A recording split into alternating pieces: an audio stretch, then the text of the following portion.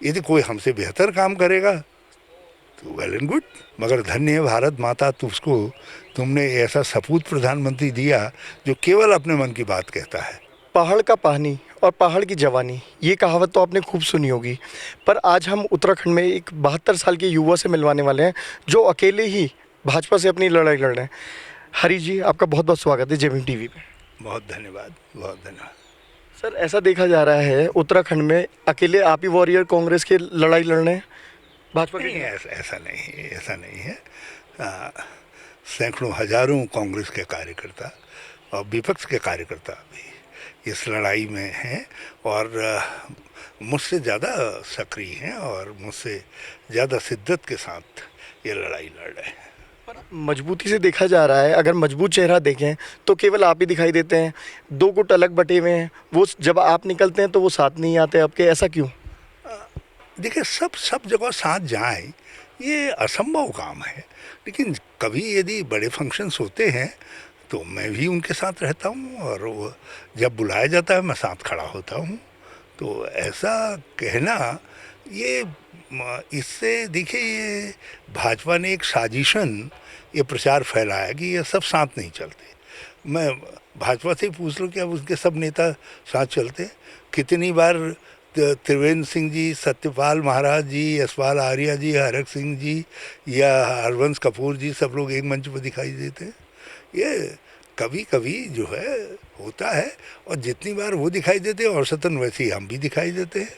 देखो, जिन पार्टियों में जो व्यक्तित्व होते हैं, तो हर व्यक्तित्व की अपनी तरीके की आभा होती है, और अपने तरीके से उस आभा को वो बिखेरते हैं, और कुल मिलाकर के उसका लाभ पार्टी को मिलता है।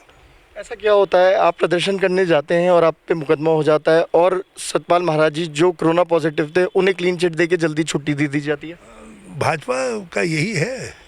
भाजपा जो है अपने पर के खटमल नहीं दिखाई देते उनको, लेकिन दूसरों की लीक देखते हैं, जो जुए का भी छोटा रूप होता है लीक, उसको दूरबीन से खुर्दबीन से देखते हैं कि भाई लीक पड़ी हुई है, लीक पड़ी हुई है। हम भगवान के दरबार में गए, बैलगाड़ी में गए, आप इतना घबराए कि आपने जो है सारे सोशल डिस्टेंसिंग का मामला मेरे ऊपर थोप दिया। अरे भाई, कोई नज़दीक आ गया होगा चलते राह चलते, और उसका स्नैपशॉट लेकर के आप कह दीजिए कि साहब ये तो डिस्टेंसिंग का पालन नहीं हुआ। आप इस तरीके से बाज़ार में निकल जाइए तो आपको प्रतिदिन जो है कम से कम दसों हज़ार चालान करने पड़ेंगे, सारे मंत्रियों के चालान करने पड़ेंगे, सारे अधिकारियों के चालान करने पड़ेंगे, क्योंकि स्ट्रिक्टली जो सोशल डिस्टेंसिंग नॉर्म्स है उनका पालन नहीं हो रहा है।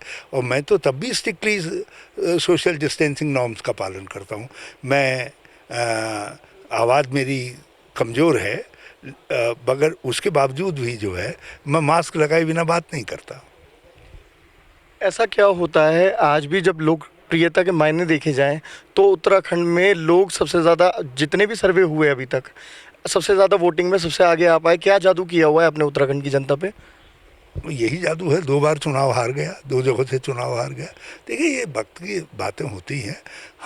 हमने 3 साल एक अच्छी गवर्नमेंट देने की कोशिश की, जो उत्तराखंडियत पर आधारित गवर्नमेंट थी, वो देने की कोशिश की। उस समय लोग हमको समझ नहीं पाए, हमारी नीतियों को समझ नहीं पाए। मोदी जी के प्रबल आभा के आलोक में उन्हें हरीश रावत को दुत्कार दिया।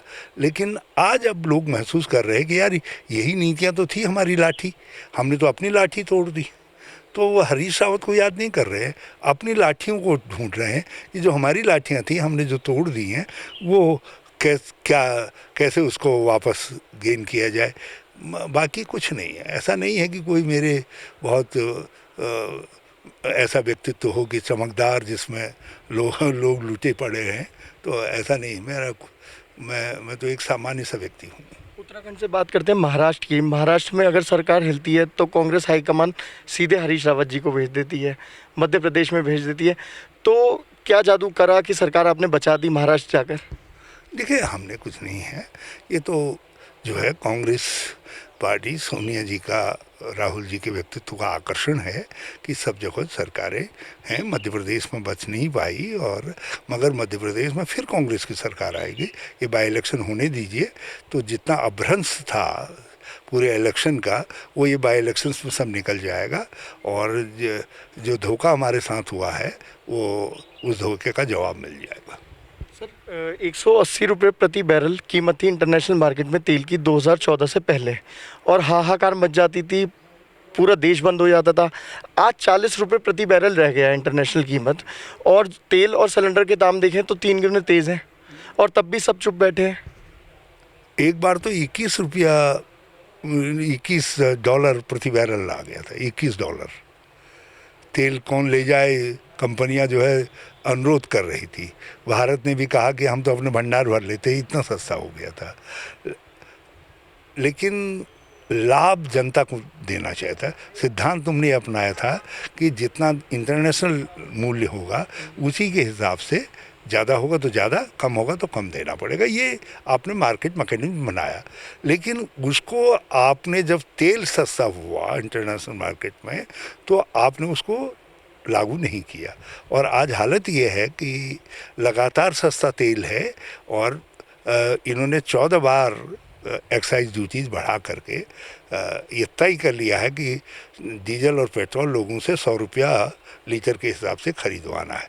और हमने भी ये तय कर लिया है कि चाहे सड़कों पर लाठी खानी है, गोली खानी है, मगर 100 रुपया लीटर डीजल और पेट्रोल बिकवाने का जो मोदी जी का सपना है उसको पूरा नहीं करने होने देना है। सर पर एकजुटता नज़र नहीं आती कांग्रेस में। जैसे देश में तेल और सिलेंडर के दाम इतने बढ़ते जा रहे हैं, पर ऐसा नहीं होता। जिस तरह से बीजेपी उतारू और उग्र थी और पूरे का पूरा देश बंद हो जाता था एक आह्वान पर, ऐसा क्यों नहीं होता कि देश में एक प्रचार इस तरह का चले कि कांग्रेस सड़कों पे आए, कार्यकर्ता है, ताकि ऊपर तक ये मैसेज जाए। कांग्रेस पूरी तरीके से सड़कों पर है, सारे देश भर में हो रहा है।